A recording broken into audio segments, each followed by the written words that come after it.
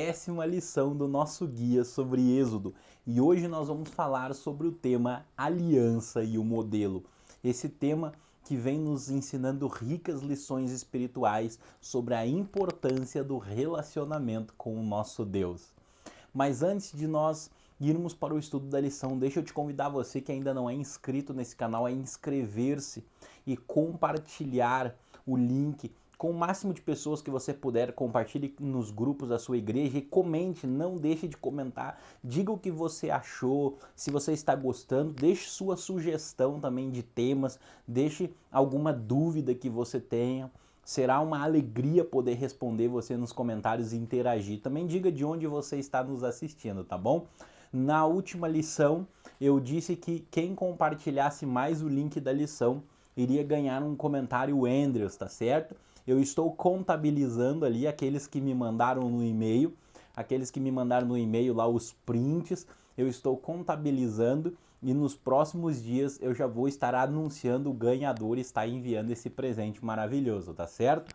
Agora, deixa eu falar uma coisa para você.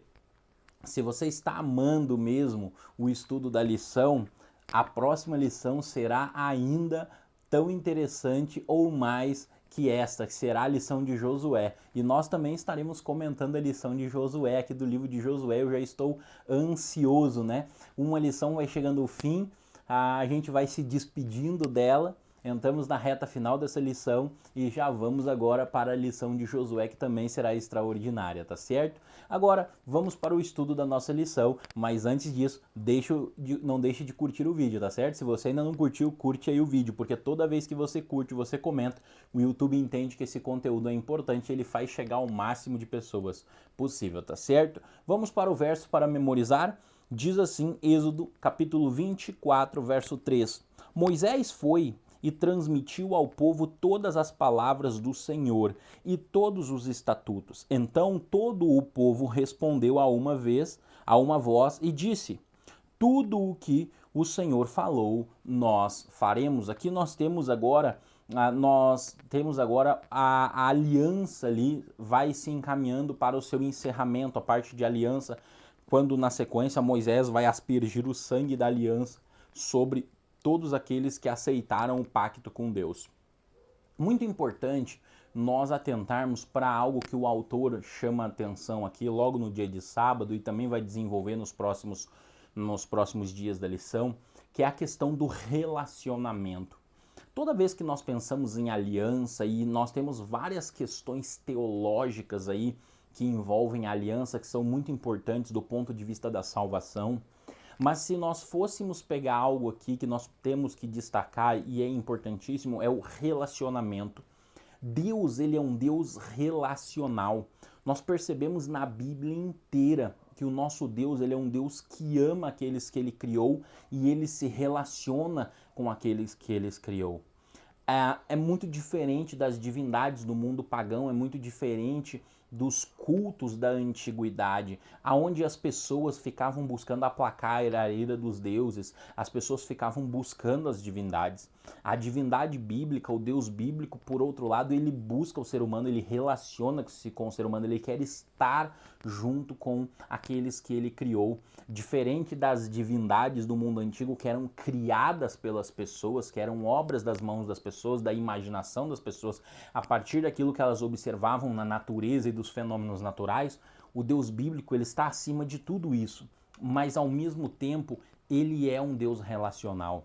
Né, quando nós falamos da imanência de Deus, ao mesmo tempo que Deus é transcendente, ele é grande demais e ele está muito acima de nós, muito para além de nós, muito para além da nossa capacidade de compreensão.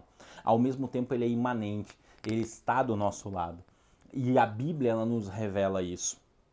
Quando nós olhamos para o Jardim do Éden, nós vemos que o ser humano tinha um relacionamento íntimo com Deus. Só que esse relacionamento foi perdido por ocasião do pecado. E como eu frisei anteriormente, Deus, ele vem fazendo alianças e renovando a aliança e ampliando a aliança após a aliança, porque ele quer salvar o seu povo, mas além de salvar o seu povo, trazer esse povo para perto dele novamente. E agora que Israel foi resgatado do Egito, agora que Israel aceitou o pacto, agora que Israel aceitou ser o povo de Deus, Israel vai ter um santuário, que nós vamos estar estudando no decorrer dessa lição e no decorrer da próxima lição. Israel terá um santuário, Deus manda que eles façam um santuário, e a ordem ela é clara, ela é expressa, tal qual está na lição de quarta e quinta. Né? E Deus estaria no meio do seu povo, né? Êxodo 25, verso 8, me farão um santuário para que eu possa estar no meio de vocês, né? 3 tribos ficavam de cada lado do santuário, e o santuário ficava no centro da vida israelita. Então, isso era muito importante. Deus queria ter intimidade com aquelas pessoas. Deus queria relacionar-se com elas, e o santuário era esse meio. E os sacerdotes, eles eram os responsáveis por mediar esse relacionamento à medida que eles oficializavam ali, né, os sacrifícios, eles ministravam, né, ali no templo os sacrifícios das pessoas e tudo mais, tornando possível esse relacionamento entre o pecador e o seu Deus. A própria palavra expiação, que eu gosto muito de pontuar sempre, a expressão capero do hebraico, significa aproximar. Quando tu pega, né, Isaías capítulo 59, verso 2, diz assim: os vossos pecados fazem separação entre vocês e o vosso Deus. Então a ideia é que o pecado separa, o pecado leva o ser humano para longe de Deus. Isso nós vemos no Jardim do Éden. Assim que Adão e Eva pecam, eles são afastados de Deus, né? O próprio Deus diz, né, que ele é fogo consumidor, o pecador não pode ir na presença dele. Então, o pecado, a natureza pecaminosa, ela afasta o ser humano de Deus. Porém, o sacrifício, a expiação, ela aproxima novamente, porque há um mediador, esse mediador aqui que simboliza, né, que é um tipo de Cristo, ele é o antítipo, né, de Cristo que viria um dia como sacerdote, como cordeiro. Então, o Cristo que um dia morreria na cruz do Calvário como cordeiro, mas ressuscitaria e seria o nosso sacerdote, e é o nosso sumo sacerdote, possibilitando esse relacionamento profundo com Deus, como o próprio livro de Hebreus nos convida, né, que nós nos acheguemos de forma mais íntima a Deus em seu santuário. Então, toda essa dinâmica do sacerdócio, do ritual do santuário, tudo que acontecia ali era para aproximar as pessoas de novo através daqueles símbolos, para que as pessoas tivessem um relacionamento com Deus através daqueles símbolos. E dentro dessa perspectiva, nós temos a ideia do sangue da aliança, né? Então, quando nós pegamos no domingo, né, que fala o livro e o sangue, porque ali você vai ter o livro da aliança sendo lavrado, e Moisés ele vai aspergir o sangue da aliança sobre aquelas pessoas. Eu gosto muito de uma definição de aliança que é feita por Palmer Robertson no livro dele, o livro dos pactos, que eu tenho até aqui, ó. O Palmer Robertson, ele faz para mim a melhor definição de aliança nessa obra dele, o Cristo dos Pactos, quando ele diz: aliança é um pacto de sangue soberanamente administrada. Aliança é um pacto de sangue soberanamente administrado. A aliança é um pacto de sangue onde Deus ele é o soberano e o administrador dessa aliança. E aquele sangue ali, aquele sangue da aliança, aquele sangue que é aspergido sobre eles, aquele sangue simboliza o sangue que um dia seria derramado na cruz do Calvário como como oferta a Deus para remir o ser humano e aproximar o ser humano de forma definitiva de Deus, né? Deus, ele é amor, né? Como muito bem pontua aqui o autor da lição, quando ele fala, né, Jerry Moscala fala assim: afinal, um Deus que é amor teria que ser um Deus que se importa com relacionamentos, pois como pode haver amor sem relacionamento? Então, dentro desse pacto de aliança, dentro desse relacionamento, Deus manifesta o seu amor, porque se não existe relacionamento, não existe amor, e é no relacionamento que o amor de Deus se manifesta, e Cristo ele morre exatamente para salvar e aperfeiçoar o nosso relacionamento com Deus. Não é à toa que o apóstolo Paulo fala em 2 Coríntios, num dos textos, talvez se eu tivesse que elencar o texto que eu mais gosto que Paulo escreveu muita coisa interessante, Paulo escreveu muita coisa boa, mas se eu tivesse que elencar o texto assim que eu mais gosto que Paulo escreve, é 2 Coríntios capítulo 5, verso 18 a 21, quando ele diz, né, que Deus estava em Cristo reconciliando consigo mesmo o mundo. Olha só. E ele chega a dizer, né, no versículo 21, aquele que não pecou, Deus o fez pecado para que nós fôssemos chamados justiça de Deus. Então, nesse relacionamento de amor de Deus com a humanidade, nesse relacionamento de carinho conosco, Deus oferece ao próprio Filho. E é interessante, e é até uma coisa que eu gosto de pontuar, né? Muitas pessoas chegam até a dizer assim, olha, se você não for por amor, você vai pela dor. E eu costumo dizer, nada disso. Nada disso. Deus não quer que ninguém vá pela dor. O único método de Deus é o amor. O único método de Deus para atrair as pessoas é o amor. O que acontece é que muitas vezes o ser humano ele é teimoso e ele espera e ele precisa que dê tudo errado para ele acordar, para ele ir até Deus. Mas o único método de Deus para a salvação do ser humano é o amor. Por isso que o meu verso bíblico preferido, o verso que eu mais gosto, é Jeremias 31, verso 3, quando ele diz, com amor eterno eu te amei, por isso com benignidade eu te atraí. Um texto que está no coração da teologia da aliança.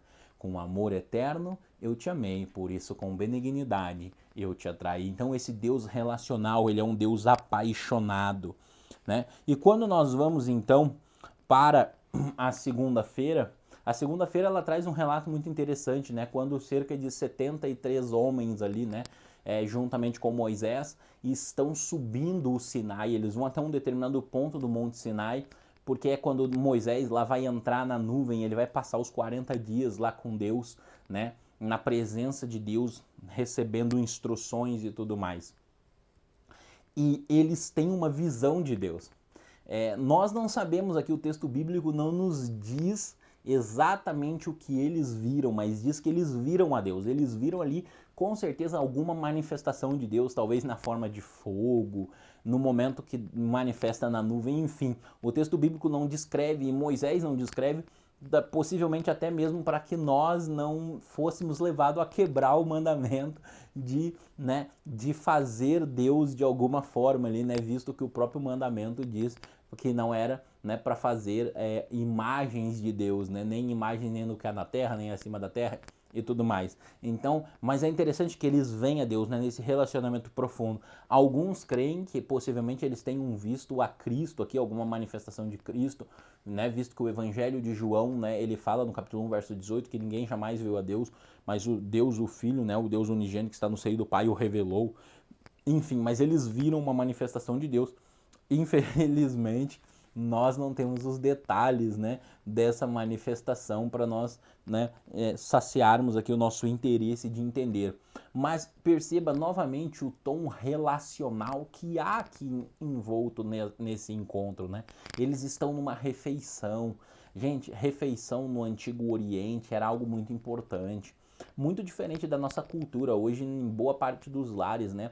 Um serve um prato, senta no sofá, o outro serve o prato, senta no chão. E aí cada um come num canto da casa, um come sentado na frente do computador, outro come no quarto, outro come no sofá vendo televisão e assim por diante.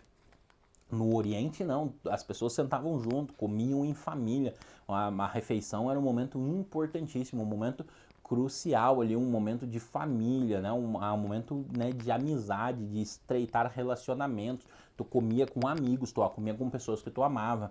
Então, aqui mais uma vez dando essa tônica, né? Eles fazendo essa refeição ali no Monte Sinai, dando essa tônica da importância, né, e do relacionamento, né? Agora é interessante, né, a questão que a lição de terça-feira vem nos trazendo, né, para obedecer. E aí vem nos trazendo Ezequiel, né, ali, capítulo 36 de Ezequiel, aonde tem dois pontos importantes de nós destacarmos, né? Quando Deus fala que nos daria um novo coração, né? Tiraria o coração de pedra, dando um coração de carne. Tem um dos hinos que eu gosto muito, né? Que é dá-me um coração igual ao teu, meu mestre, um coração disposto a amar, um coração disposto a perdoar. Sempre quando eu ministro nas minhas igrejas, quando eu vou ministrar a cerimônia da ceia do Senhor, eu gosto de tocar nesse ponto. Muitas vezes eu gosto de colocar esse hino, né? E sempre pontuar, né, a importância de quando nós estamos participando da ceia ali, de uma reflexão espiritual, de pedir que o Senhor tire o nosso coração de pedra, né, o nosso coração duro, o nosso coração muitas vezes rancoroso, e nos dê um coração disposto a amar, um coração disposto a perdoar, um coração disposto a obedecer, né? E essa é uma oração que nós precisamos fazer cotidianamente, né? Essa é uma oração que nós precisamos pedir ao Senhor: Senhor, dá-me um coração igual ao teu, né? Dá-me um coração disposto a amar, um coração disposto a perdoar. E aí é interessante que Deus também, ele nos fala aqui de um outro auxílio muito importante, né, e fundamental, né, nesse contexto de obediência, que é exatamente o Espírito Santo.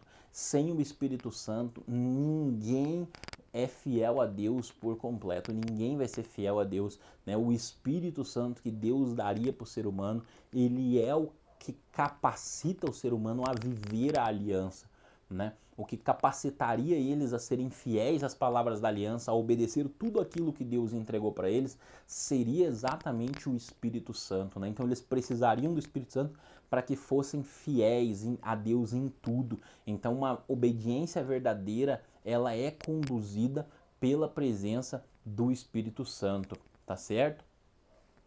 Se nós avançarmos para quarta-feira aqui, né? Aí nós voltamos naquele ponto, né? Que eu comecei a tocar ali, né? Sobre a construção do santuário, né? O grande objetivo, né? Do Mishkan, né? É interessante que a própria palavra Mishkan, né? Para santuário, ela possivelmente tem uma relação aqui com Shekhinah, né? Com Shekinah, que é a presença de Deus. A ideia de Deus estando no meio do seu povo, Deus estando no meio da congregação, Deus habitando com eles, certo? Então isso é muito importante. E é interessante porque o próprio lá quando em João capítulo 14, João capítulo 1, versículo 14, quando diz que Jesus, né, o verbo se fez carne e habitou entre nós e vimos a sua glória, glória como unigênito do Pai, a expressão né, habitou entre nós, eskenel do grego, é a mesma ideia de Jesus tabernacular. Jesus era o tabernáculo de Deus entre nós. Então, porque a ideia de Deus sempre foi estar com o seu povo, sempre era estar no meio do seu povo. E esse era o grande objetivo do santuário. Eu até grifei aqui no segundo parágrafo que o autor escreve, quando ele diz assim: a Bíblia diz que Deus não habita em templos e edifícios feitos por mãos humanas. Ele é maior que o mais alto céus, e até mesmo o céu não pode contê-lo. Paulo disse em Atenas: o Deus que fez o mundo e tudo o que nele existe, sendo ele Senhor dos céus e da terra, não habita em santuários feitos por mãos humanas. Então é óbvio, quando a gente reflete no santuário, Deus não estava restrito ao santuário. Deus não estava restrito ao santuário.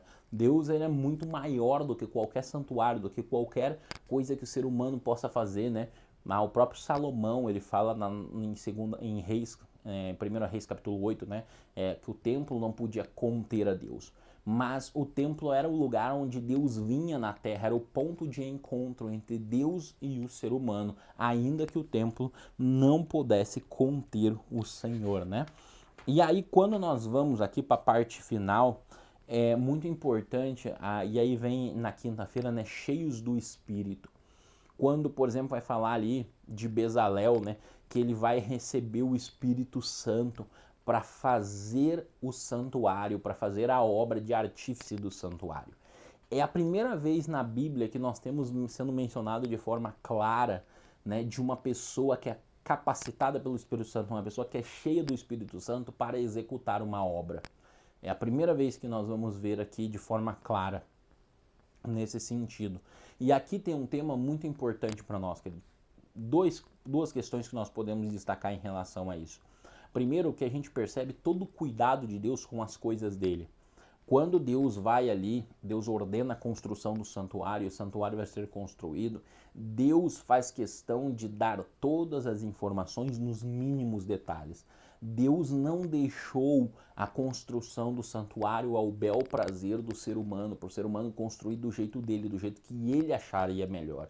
Deus estipulou a forma com que o santuário seria construído. E Deus não só dá todos os detalhes e ele estipula a forma que o santuário seria construída, como ele enche agora aqueles que iriam construir o santuário com o seu Santo Espírito, e o Espírito Santo conduz todo o processo de construção do santuário.